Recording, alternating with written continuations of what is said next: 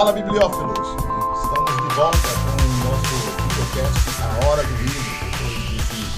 Depois de um intervalo um pouco maior, nós estamos de volta com a gravação, né, de nosso videocast.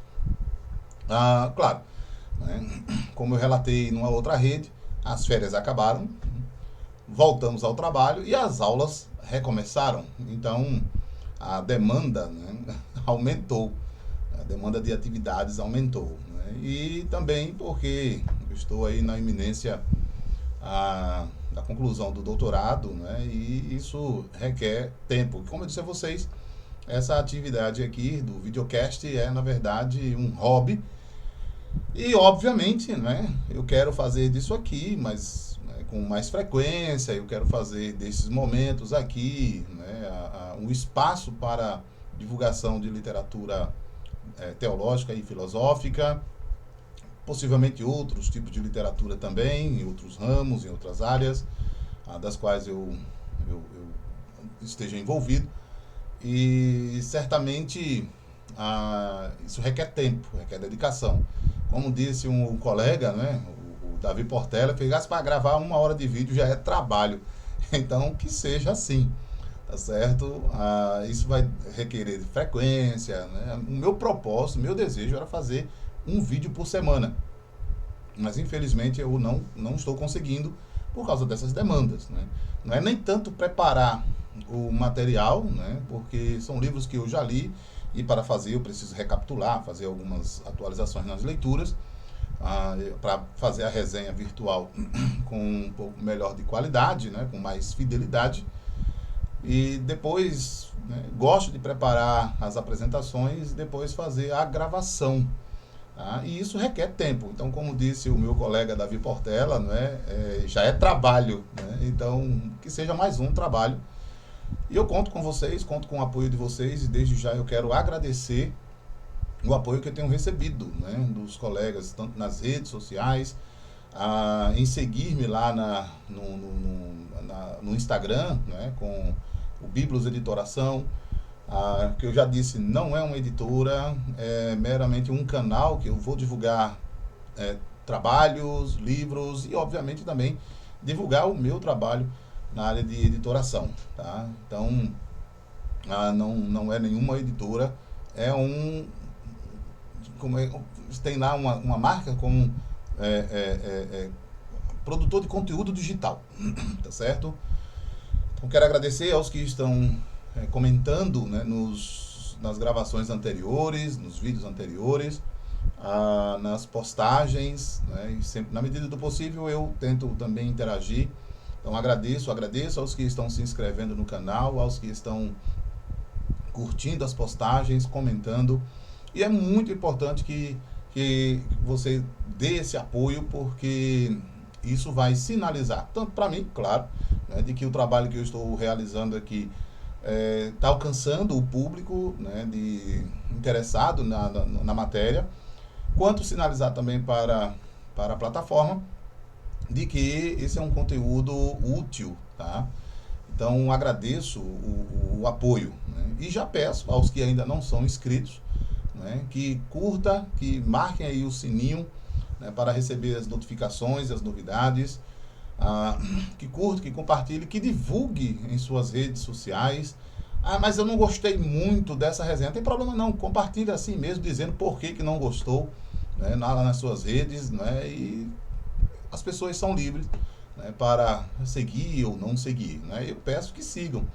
E como eu costumo, né, estou me acostumando a dizer, se você não gostou também, divulgue, né, para que outros vejam por que você não gostou. E comente, né, lá as razões por que não gostou. Mas eu espero que goste, tá certo? Eu espero que seja proveitoso para você, que é estudante de teologia, de filosofia, que é professor também, que tem interesse, que é curioso na matéria, né, na disciplina, e, enfim, né, aqueles que porventura venham a ter contato com esses videocasts, né, possam se sentir à vontade para interagir, tá bom?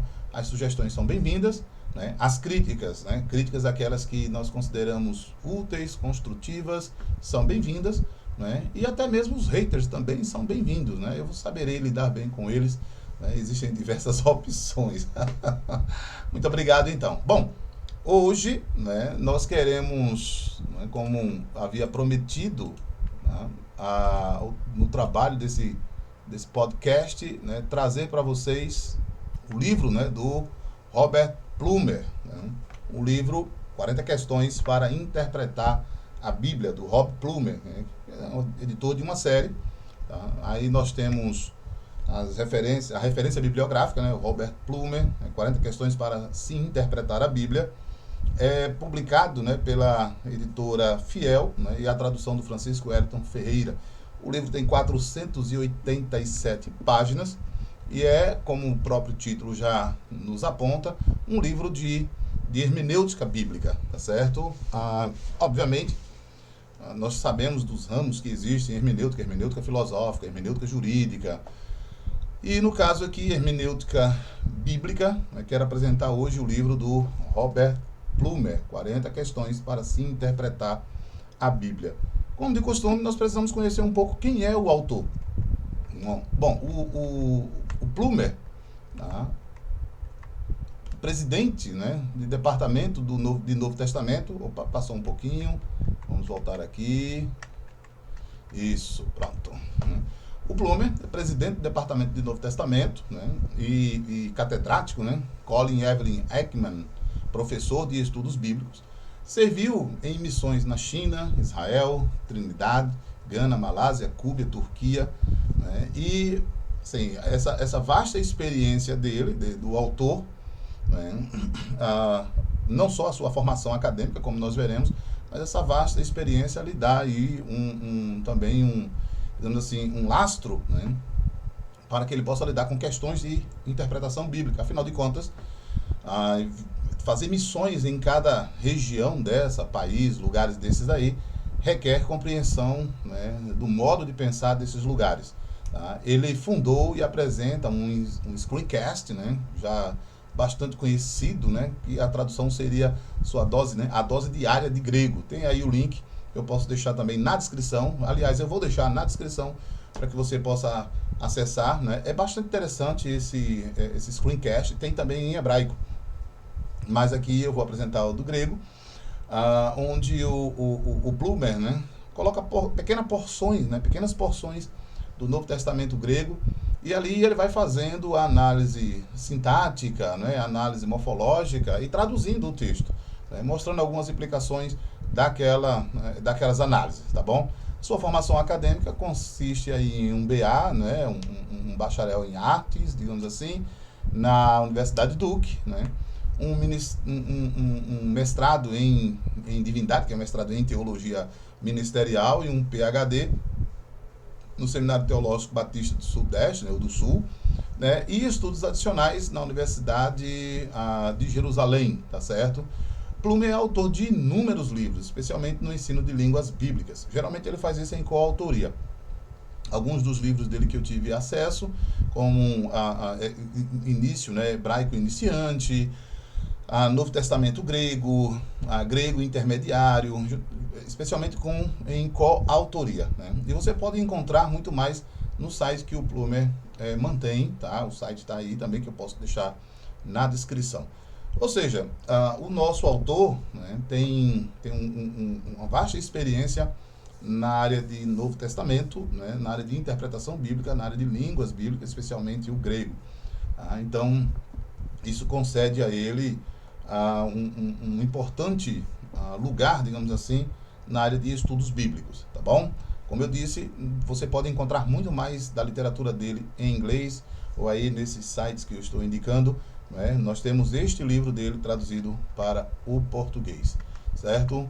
Bom, acerca deste livro, né, nós podemos destacar, né, o propósito e suas partes. Tá? O que o Plumer pretende com este livro, né, eu destaquei 3 pontos. Geralmente as minhas apresentações são 3 pontos, né, como um bom presbiteriano, são 3 pontos. Não, na verdade os presbiterianos não fazem isso, já é uma anedota que já circula entre nós. Mas eu gosto de destacar 3 pontos, né, para não ficar muito extenso, né. Até um colega disse que os meus vídeos eu costumo dizer que eles, né, eu vou tentar ser bem resumido e os vídeos chegam a 1 hora. Bom, Eu destaquei 3 pontos, né, sobre o propósito e as partes deste livro da seguinte maneira. Primeiro, abranger em um único volume os assuntos em um curso de Bíblia. Quem é seminarista, né, quem está nos seminários de teologia, quando se depara com as matérias de bibliologia, de teologia bíblica, ou do departamento de teologia exegética especificamente, ele vai encontrar, né, as disciplinas relacionadas à bibliologia, tá? Na teologia sistemática, né, a introdução bíblica, o tratado de canonicidade, a transmissão dos manuscritos, as versões, né, hermenêuticas, questões atuais, etc. Ele vai encontrar isso ao longo do curso, tá? Matérias separadas, e obviamente isso requer literatura separada. Tá? Então o que o Plumer pretende, né, pretendia e pretende neste livro, é em um único volume apresentar esse conteúdo de um curso de Bíblia, tá bom?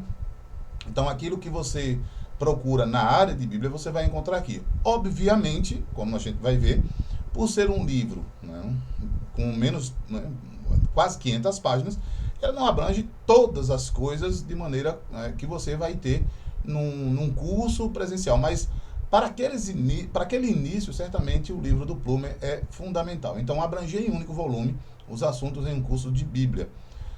Então, ele pretende ser um livro-texto para um curso de introdução bíblica numa faculdade ou seminário. Como eu acabei de dizer, o livro, né, tentando esse percurso de um curso de Bíblia, abranger todo o assunto em um único volume, mas isso num nível introdutório. Certamente você vai ter necessidade de literatura distinta, separada para cada área dessa que é trabalhada, tá certo? De modo que o livro do Plumer serviria como um livro introdutório, né, para que assim você possa caminhar para outras literaturas, tá certo? Mas seja como for, como a gente vai examinar um pouco mais, o livro é bacana, tá? E certamente, no meu caso, eu não teria medo de indicá-lo até mesmo para os membros de igreja, como mais adiante eu vou comentar um pouco mais, tá? O livro está dividido em 4 sessões, né, como nós vamos ver nas próximas apresentações, nos próximos slides, né? Como sempre, costumo colocar o sumário do livro, né, na medida em que ele tem, tá? E comentar um pouco, né? Na parte 1, os prolegômenos ou prolegômenas, né, nós vamos encontrar aí, começando, né, texto, cânon e tradução, aquilo que é chamado de prolegômenos, tá certo? O que é a Bíblia, como a Bíblia está organizada, quem escreveu a Bíblia, humanos ou Deus, tá? Aquilo que você encontraria no seminário, no curso de bibliologia, você vai encontrar aqui, ou de introdução bíblica, né? Bibliologia, né, como você pode encontrar nos livros de teologia sistemática, também trata dessa matéria, ou nos livros de introdução, nos cursos de introdução bíblica, né, prolegômenos.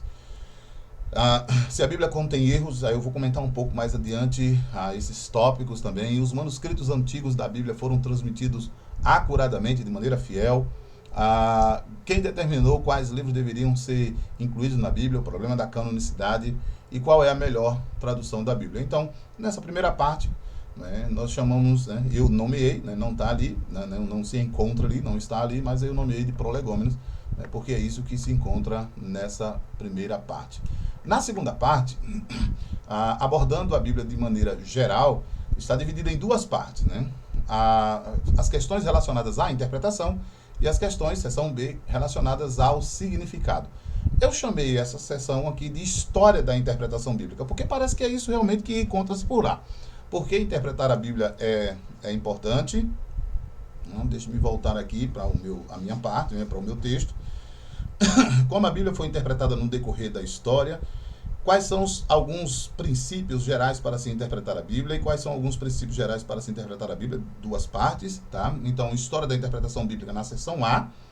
Quais são alguns dos princípios, como posso melhorar como intérprete da Bíblia? Essa seção aqui é bem interessante.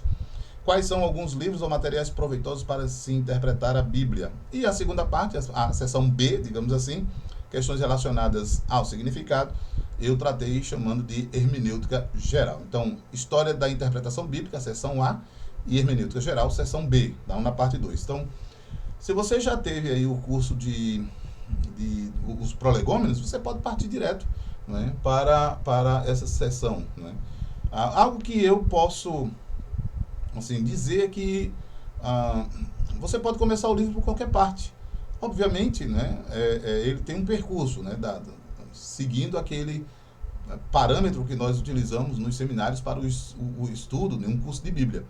Mas, né, você pode começar em qualquer parte, tá certo? Então, se você quer começar com uma história, né, pela história da interpretação bíblica, você vem aqui na seção A, tá certo? E nesse caso, né, nessa seção B, né, questão do significado, qual o papel do Espírito Santo em determinar o significado, qual a mensagem predominante da Bíblia? A Bíblia é totalmente sobre Jesus, tá? Acho que houve ali, deixa eu ver, não, tá ok. Todos os mandamentos se aplicam hoje, porque as pessoas não conseguem concordar sobre o significado da Bíblia. Então, como eu chamei essa sessão de hermenêutica geral, você pode ir direto para ela e assim aprender um pouco mais sobre essas questões, tá certo? Que eu nomeei de História da Interpretação Bíblica e Hermenêutica Geral. A terceira parte, né, que eu chamei de Hermenêutica Especial, tá? Está dividida, né, em 3 seções, né? Seção A, né, seção B e seção C. Na seção A são gêneros compartilhados, questões que se aplicam igualmente ao Antigo e Novo Testamento, que eu chamei de hermenêutica especial, e trata dos gêneros literários em geral. Na seção A, gêneros gerais, tá certo? Então, aquilo que é comum, né, nessa tríplice divisão que o Plumer coloca, tá? Gêneros gerais, né? Esses gêneros aí que ele chama de narrativos, proféticos e literatura apocalíptica, né? Ou, na verdade, que deveria encontrar aqui os gêneros poéticos, tá? No Antigo Testamento e no Novo Testamento, você vai encontrar diversos gêneros literários, tá? Mas é comum, pelo menos no Antigo Testamento, seguindo a ordem do cânon, né, separar os gêneros em pelo menos 3 grandes gêneros: a prosa, a poesia, né, e a mescla desses dois, que é a profecia, tá? O gênero profético, tá certo? Não vamos tratar da profecia, do ato, né, de profetizar, mas do gênero. Então, a prosa, né, uma grande seção do Antigo Testamento, a poesia, né, o gênero poético, e uma mescla desses dois em profecia, que entre eles, né, encontra-se a literatura apocalíptica, tá bom? Então, nos gêneros gerais. Na seção B, o autor já trata com os gêneros do Antigo Testamento, gêneros específicos: provérbios, poesia e salmos. Veja que esse gênero aqui, ele poderia estar inserido na hermenêutica, nos gêneros gerais. O autor achou por bem separá-los, tá? É até uma coisa curiosa, porque a literatura sapiencial, tá, parece que não está bem presente aqui, exceto em Provérbios. Ele vai fazer isso com o livro de Jó, mas nada que altere o método, tá, hermenêutico. E a seção C, gêneros do Novo Testamento, né? Como interpretamos parábolas, interpretamos cartas e, enfim, né, apenas esses 2 gêneros que ele vai tratar aqui, tá? Que, na verdade, são gêneros relacionados à narrativa, né, nos evangelhos, como ele chama aqui, parábolas, e o gênero, né, de cartas ou epístola, tudo bem? Então, nessa parte 3, hermenêutica especial. Eu queria entender um pouco mais de como se interpreta os salmos. Você vem aqui na seção B, né, gêneros essencialmente do Antigo Testamento, ou, enfim, aquilo que vai atender mais a sua demanda, tudo bem? Bom, e, por fim, a última seção, a parte 4, questões contemporâneas. Essa é a primeira edição do livro. Na segunda edição, na parte 4, existem outros tópicos a serem tratados, como, por exemplo, como usar a Bíblia em pequenos grupos, como aplicar a Bíblia a si mesmo, é uma parte pastoral. Nessa parte 4, os assuntos em discussões recentes são mais, digamos assim, na primeira edição, que é deste livro, você encontra assuntos mais, digamos, teofilosóficos, né? O que a Bíblia nos diz sobre o futuro, tá? Vou discutir um pouco mais adiante como é que o autor trata da relação profecia, tá? Escatologia, perdão. O que é crítica bíblica, Tá? E o que é teoria de atos de fala, isso foi até uma surpresa, porque alguns autores hermeneutas contemporâneos, né, têm usado aquilo que é da filosofia da linguagem, tá, na interpretação bíblica. Obviamente eu não vou discutir tudo isso, né, não é meu propósito, até porque, como eu disse, o videocast pretende ter aí uma direção voltada. Claro, eu posso fazer um outro vídeo, né, tratando especificamente desses tópicos, mas nesse caso aqui apenas de passagem, tá, mostrando como é que o autor considera um assunto da filosofia da linguagem aqui trazido, né, para teorias de arte de fala. Ali na crítica bíblica ele vai tratar da crítica histórica, crítica retórica, tá, crítica literária. Então o autor pega questões contemporâneas, tá, e discute de maneira assim que eu julgaria interessante, tá bom? Mas eu comento um pouco mais logo mais. O que é interpretação teológica da escritura e quais são algumas das novas tendências recentes na interpretação bíblica. Depois ali, o restante, como vocês percebem ali, o pós-escrito, né, bibliografia selecionada e a lista de figuras. Bom, até aqui, vocês estão gostando do nosso videocast? Né? A Hora do Livro tem essa proposta de fazer resenha virtual, né, para que assim você possa dizer, será que esse livro vale a pena? Obviamente, como eu já disse em outros vídeos, eu também repito, os livros apresentados aqui são aqueles livros que eu utilizaria em sala de aula, que eu utilizei em sala de aula, os livros que eu já editei, ou os livros que eu não tenha editado ou revisado, mas que eu indicaria. Tudo bem? Então, vale a pena você ficar antenado nisso. Por que ele nunca apresentou aquele livro? Bom, primeiro, existem muitos livros, né? Eu não tenho condições de fazer uma resenha virtual de todos os livros que eu já li. Então, eu tenho que selecionar entre os livros. Então, pode ser que aquele livro que você gostaria de ver aqui ainda não foi visto, ou talvez ele nem seja visto. Tá? Mas, tudo é possível, né? Nesse mundo aqui, nesse mundo virtual. Talvez algum livro, alguém pode indicar, Gaspar, faz uma resenha virtual deste livro. Um livro que talvez eu tenha lido, não fui muito afeito, né, aos pressupostos que contém no livro, as implicações do livro, e eu não irei fazer.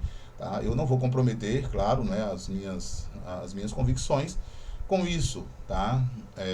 Se for alguma coisa acadêmica, eu teria que fazer. Né? Por exemplo, nos meus estudos acadêmicos, né, eu tenho que lidar com literatura que eu certamente não lidaria em outro mundo, mas é uma outra área. Nesse caso aqui, eu estou realmente comprometido, né, com certas convicções, e eu vou direcioná-lo. Como eu disse, se você tem interesse em fazer a literatura, uma resenha com um livro que eu certamente não faria, você é livre, né? Aí tem aí as redes sociais para que você faça. Eu queria fazer esse livro desse autor que é contra essa perspectiva. Ótimo, tem espaço para você também, tá certo?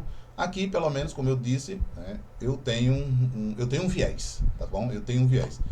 E se você tem gostado deste canal, né, deixa aí o seu like, né, vai comentando, tá? Então, faça suas anotações, faça suas perguntas e já compartilha e marca aí o sininho para mais informações. Bom, seguindo, né, como é que se encontra aqui o nosso livro? As disposições de cada capítulo. Né?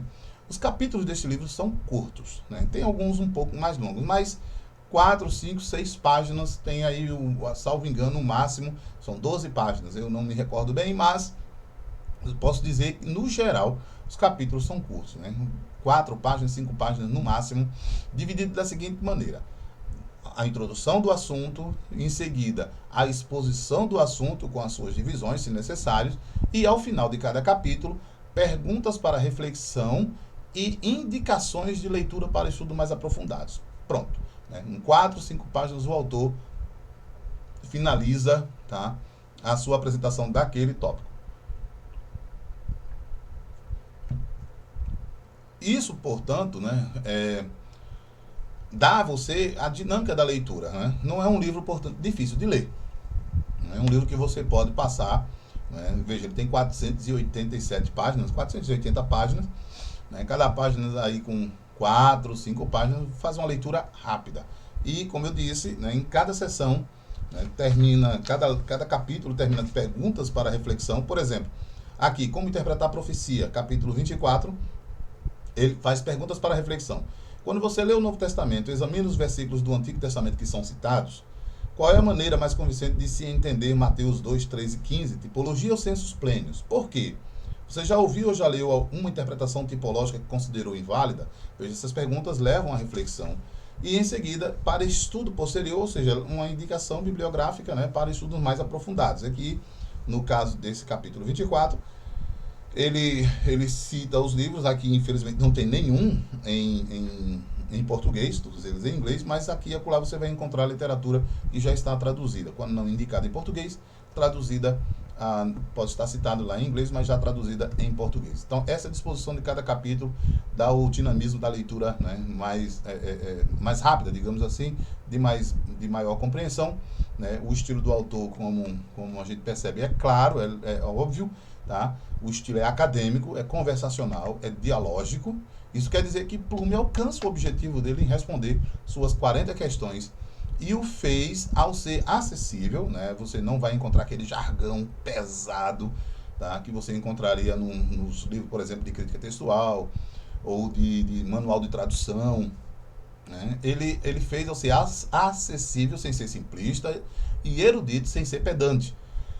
Não ignorou as questões práticas e a aplicação à vida real por parte do leitor cristão, né? Então é o que eu chamei aqui de estilo conversacional. Você está lendo o autor, é como se ele estivesse conversando com você, como se a experiência de sala de aula dele ali estivesse na sua frente ali. É dialógico, uma vez que ele coloca perguntas para que você possa dialogar com ele, tá? Obviamente, dialógico aqui é o método de escrita, tá? De apresentação. Então, eu acredito que ele alcança o objetivo dele em responder as 40 questões. Se fosse... um detalhe. Para este livro, há dois guias, né? Acho que eu posso colocar o link lá também, para tratar com o livro. Tá? São perguntas que são feitas por vários acadêmicos com base neste livro, para que você responda, né? E assim fixe mais aí o conhecimento desse material. Esses dois guias estão em inglês e, portanto, as perguntas, né, você deve ler o livro para poder responder, tá? Vale a pena também, é bem bacana, o que reforça aí o processo pedagógico, né, o aprendizado daquilo que o autor se propôs a apresentar. Então, esse estilo é bacana, né, diferente de muitos livros de hermenêutica, né, você vai encontrar um livro aqui de fácil acesso, tá? Para passar, né, digamos assim, avançar a cada parágrafo e a cada leitura. Então, o estilo acadêmico, conversacional e dialógico, tá bom? Merece bastante atenção 3 pontos que eu destaquei aqui. Esses 3 pontos são os seguintes: o autor não deixa de reconhecer a unidade e singularidade das perspectivas escatológicas quando trata da profecia. Preste bem atenção nisso. Por que eu coloquei isso aqui como merece atenção? Quando ele trata da profecia, isso no capítulo, na parte 4, perdão, e no capítulo sobre profecia, ele não deixa de reconhecer a unidade e singularidade das perspectivas escatológicas quando trata da profecia. O que isso quer dizer? Quer dizer o seguinte: o Plume apresenta no capítulo sobre profecia, né, e a perspectiva sobre o futuro, que é na parte 4, deixa eu só destacar aqui, deveria ter marcado, né, como fiz a outra vez, mas eu não estou preocupado com isso não. Tá? Aqui no capítulo 36, o que a Bíblia nos diz sobre o futuro. Então, ele trata daquilo que é comum, né, que eu falei, singularidade, unidade, nas perspectivas proféticas, tá? Ele destaca os tópicos que são comuns e também aqueles que são distintos. Isso é bacana, porque ele é dogmático sem ser dogmático. Tá? Ele diz, olha, os cristãos concordam com essa abordagem aqui, isso é comum, porém eles têm essas distinções. Tá? Eu acho que isso merece atenção no livro de hermenêutica. Por quê? Porque se você pega um livro de hermenêutica voltado para alguma corrente escatológica ou de literatura profética, você vai encontrar um método hermenêutico ali apresentado, tá certo? Se você pega de uma corrente dispensacionalista, amilenista, dispensacionalismo progressivo, enfim, qualquer uma dessas corrente luterana, você vai encontrar um método aplicado naquela literatura, na sua tendência escatológica. Nesse livro, o Plumer não faz isso, tá bom? Eu acho que isso é bacana. O que merece atenção também o Plumer reconhece bastante, mas não de modo ingênuo, as contribuições recentes nas áreas da retórica, filosofia da linguagem, interpretação teológica, novas críticas e etc. Ele reconhece que tem, você vai notar que ele tem uma certa crítica, um certo distanciamento, por exemplo, quando ele vê que, ele acredita que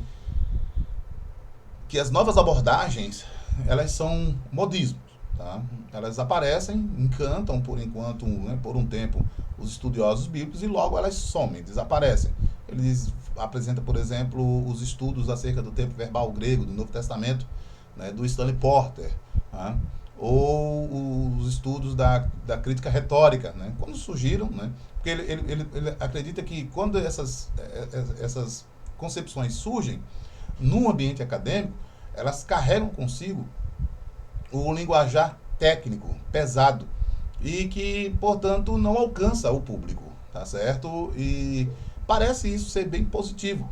Ele fala isso favoravelmente à teoria dos atos de fala, ainda com algumas críticas, uma vez que sim, ele está certo em dizer que a teoria de atos de fala, que a linguagem faz algo, né? Ela nos leva a agir, fazer alguma coisa, ela está mais próximo da realidade, mas ela trata apenas com frases, né, e não trabalha com os textos.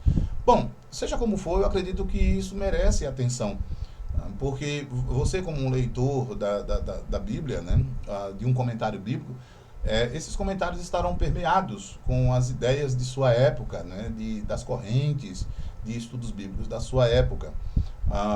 Por exemplo, na segunda edição do livro que eu apresentei aqui, do Donald Carson, Introdução ao Novo Testamento, o Donald Carson tem um capítulo, né, uma seção no capítulo introdutório acerca da teoria de atos de fala, e ele faz de modo positivo. Isso é bacana. Mas se você pega um livro, por exemplo, do Verne Poyfres, ele já não vê com... Ele tem lá ele apresenta a sua perspectiva favorável, mas ele faz bastante críticas. Mas se você vai, por exemplo, ao Kevin Van Hoosen, no livro Há um Significado nesse Texto, você percebe como ele lida com essa teoria, não só nesse livro, mas em outros livros. Tá? Eu acho que é bacana você dar atenção ao que está acontecendo no cenário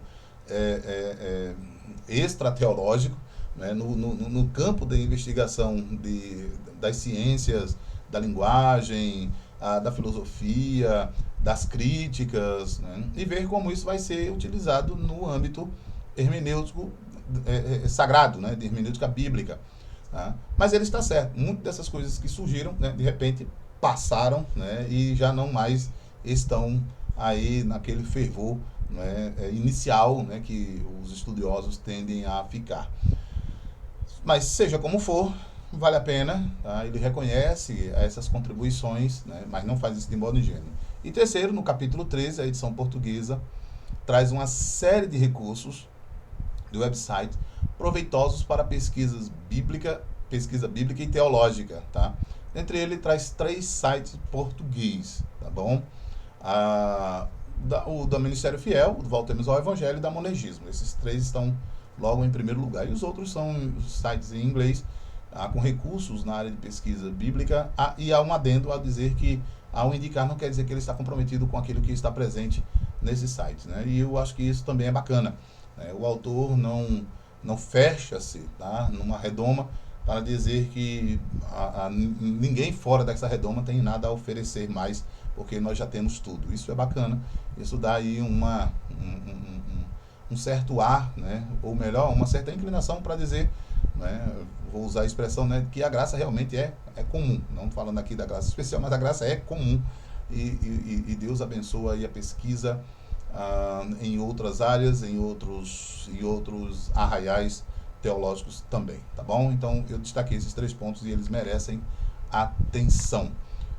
Ao mesmo tempo, eu tenho uma opinião pessoal em 3 outros pontos, e eu vou destacá-los aqui também para nós, tá? No capítulo 7, qual a melhor tradução da Bíblia, eu não acho que o Plumer sequer tenha arranhado a superfície da questão. Mesmo assim, várias orientações. Por quê? Porque o Plumer não responde qual seria a melhor tradução da Bíblia. Ele dá ali algumas orientações. Ele cita, por exemplo, a Bíblia Viva.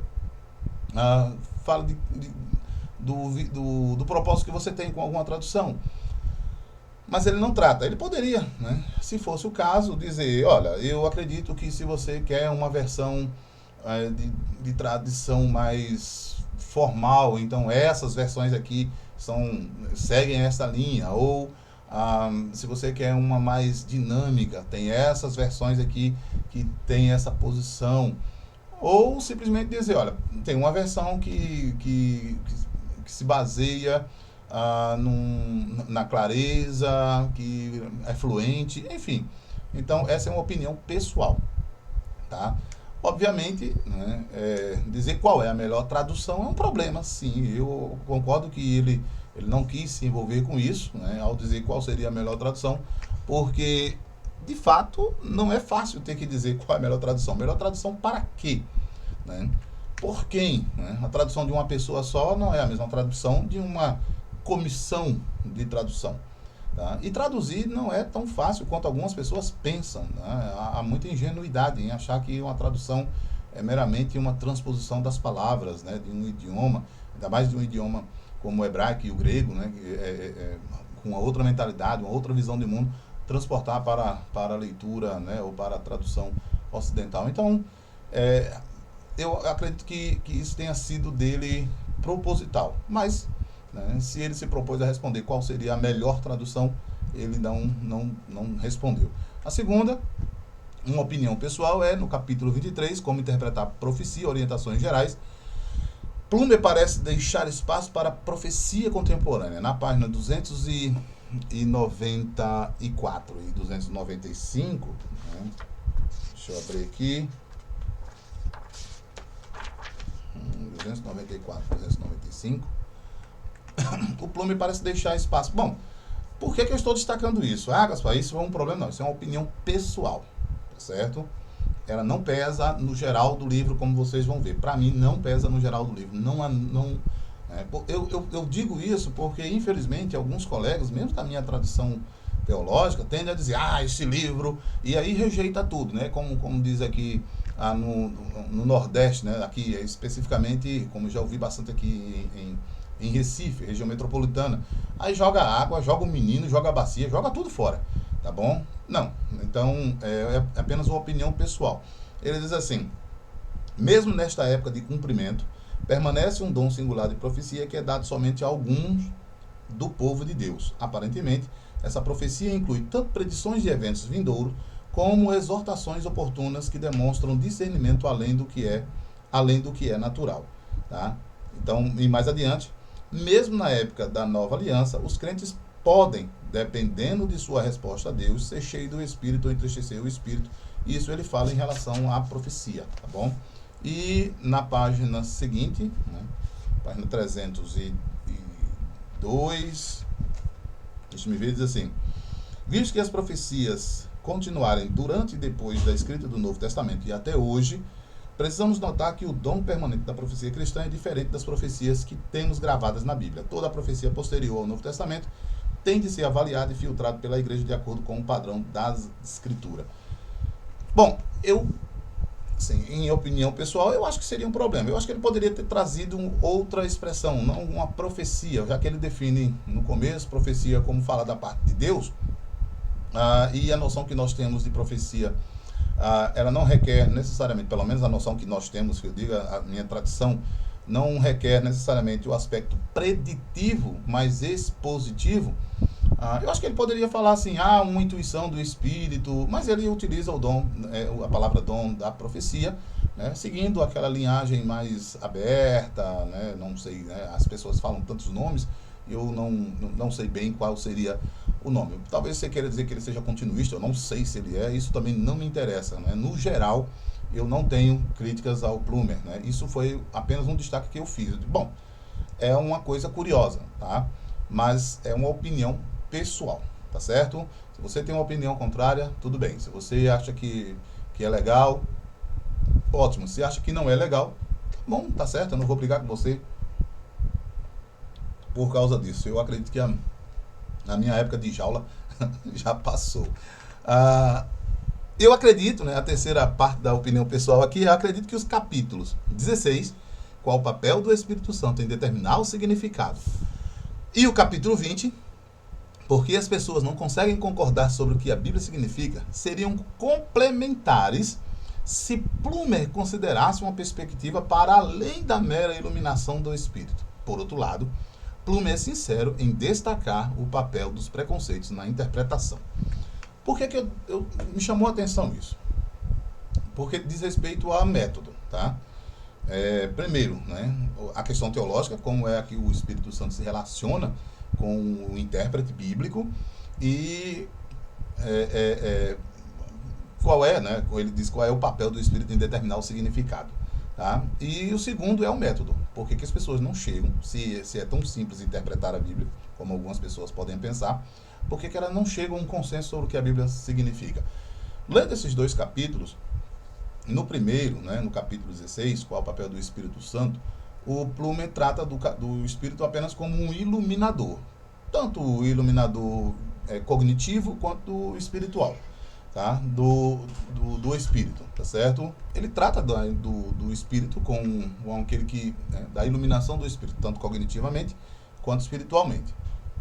E a questão do método, né, por que não se chega a um consenso acerca da interpretação da Escritura? Há pelo menos 3 posições acerca da posição do Espírito Santo no papel do intérprete. Sem ele é impossível fazer qualquer interpretação verdadeira das Escrituras, só é possível interpretá-lo somente com ele, e o Espírito Santo ele dá consenso naquilo que é, né, comum, digamos assim, à fé cristã, aquilo que diz respeito à fé cristã. Então, por exemplo,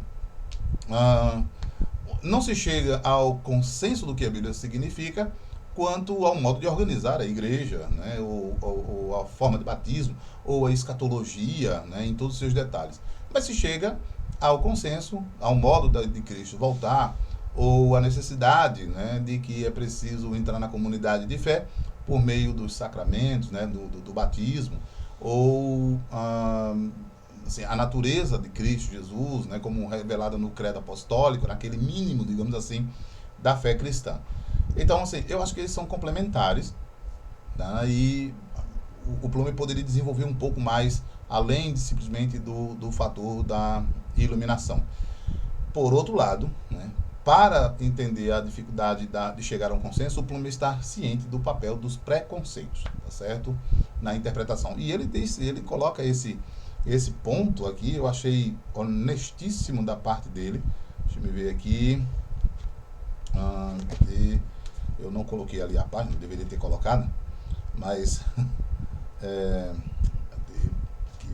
257, eu achei honestíssimo quando ele coloca na parte final, papel dos preconceitos, 4, aqui. Todos os intérpretes se aproximam de um texto com preconceitos, percebidos ou não. Fantástico. Isso aqui, né, deveria ser comum a todos os intérpretes, né? A família em que fomos criados, a educação na igreja, nossa própria educação, nosso trabalho, nossa experiência de vida. Aí mais adiante ele coloca assim: nasci em uma família batista, fui criado numa igreja batista, estudei no seminário batista e agora ensino na faculdade batista. Sou firmemente convicto de que a Bíblia ensina o batismo de crente por imersão. Mas não sou tão ingênuo para pensar que minha criação e meu emprego não influenciaram meu julgamento. Falando hipoteticamente, o que envolveria convencer-me de um ponto de vista pedobatista, né, ou seja, batismo infantil? O custo de mudar minha situação, ou seja, renúncia da escola em que ensino e da igreja que pastoreio, provavelmente exerceria poderosa influência inconsciente sobre mim. E o mesmo poderia ser dito a respeito de pastores e professores pedobatistas que teriam de renunciar às suas posições e mudar para um ponto de vista credobatista, ou seja, batismo de crentes. Então eu achei que isso é bastante honesto dele, né? Só que eu acredito que o Espírito não está envolvido exatamente nessa divergência. Ele confirmaria, né? Por exemplo, os pedobatistas e os credobatistas estão cientes de que é necessário batizar. Tá? Eles estão cientes disso. Agora, se vão batizar crianças ou batizar crentes, né, eu acho que ele não teria esse envolvimento, né? Eu acho que está no campo, né, não está no campo da clareza, né, da perspicuidade da escritura, tá certo? E por isso a divergência.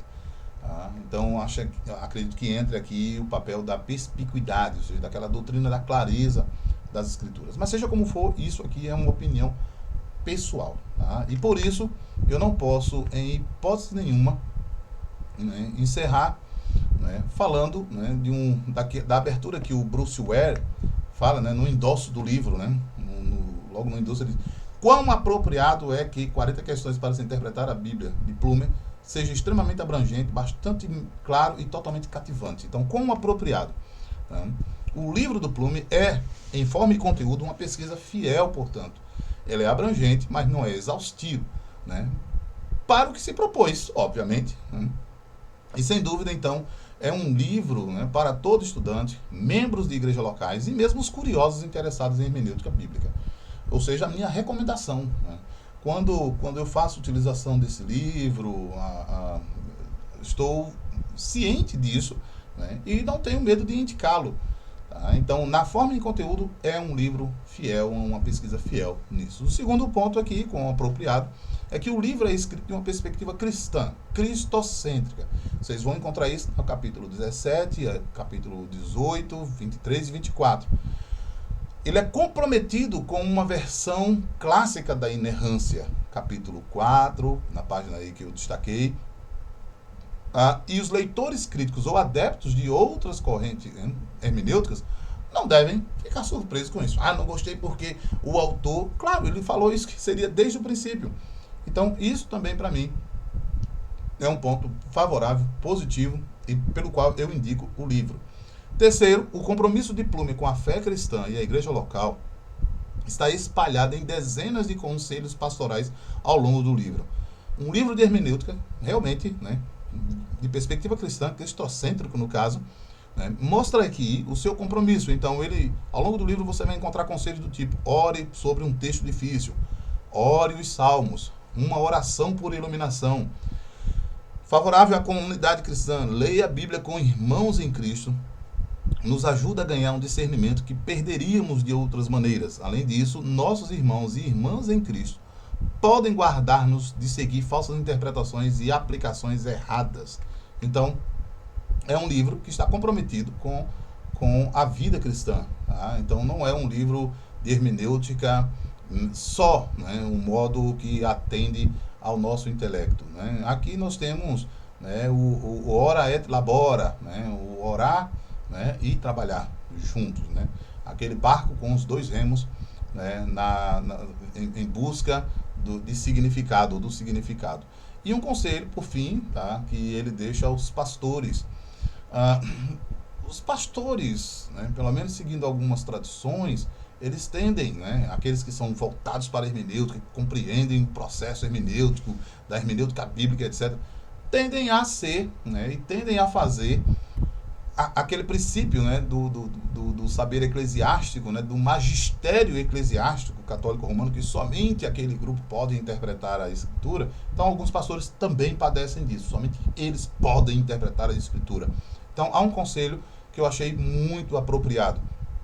Quando um pastor se abre para críticas construtivas de seu ensino e pregação, o fruto de sua humildade pode ser uma safra de mensagens frutíferas e cativantes.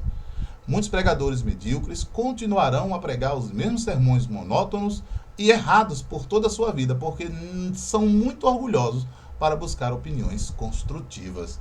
Eu achei isso aqui espetacular para nós, né, que estamos envolvidos com a interpretação, mas especialmente para os ministros que sobem ao púlpito dominicalmente e acreditam que estão de posse definitiva do significado. Tá? O Plummer vai anunciar nessas páginas, né, o compromisso da interpretação. A interpretação bíblica ela é comunitária. Ela acontece no seio da igreja, não há um intérprete isolado. Tá? Então ela acontece no meio da igreja, ela acontece no corpo da igreja. de modo que, até mesmo o pastor, que é bem preparado academicamente, voltados para os estudos, também deve estar aberto à sua comunidade e, mais além, a comunidade cristã como um todo, né? O Merold Westphal tem um texto, né, cujo título é Qual Comunidade? Tá? Sobre a interpretação cristã acontecendo na comunidade. O Richard Pratt também, no livro Ele Nos Deu História, trata disso, né? A interpretação bíblica, ela é comunitária, né? Portanto, o pastor não é o detentor, ele não é o magistério eclesiástico da igreja, de modo que aquilo que ele diz é a mais pura, absoluta verdade. Não, ele tem mais recursos, tudo bem, mas ele deve estar aberto a possibilidades, né, no seio comunitário e, obviamente, com outros colegas pastores também.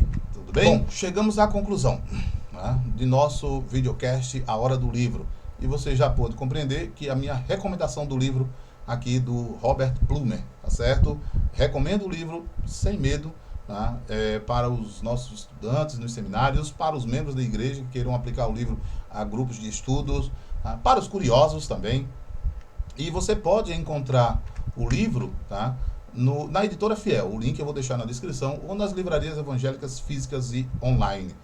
Segundo, se você, como sempre eu tenho dito, se você gostou deste livro, né, eu peço, né, que você curta este livro, compartilhe, deixe, né, o seu comentário e apoie o nosso canal para que nós continuemos oferecendo conteúdos como este. Se você acredita que esse videocast merece esse apoio, né, os apoios aqui, né, que encontram no próprio site, que eu tenho deixado no próprio canal, então, né, eu conto com você.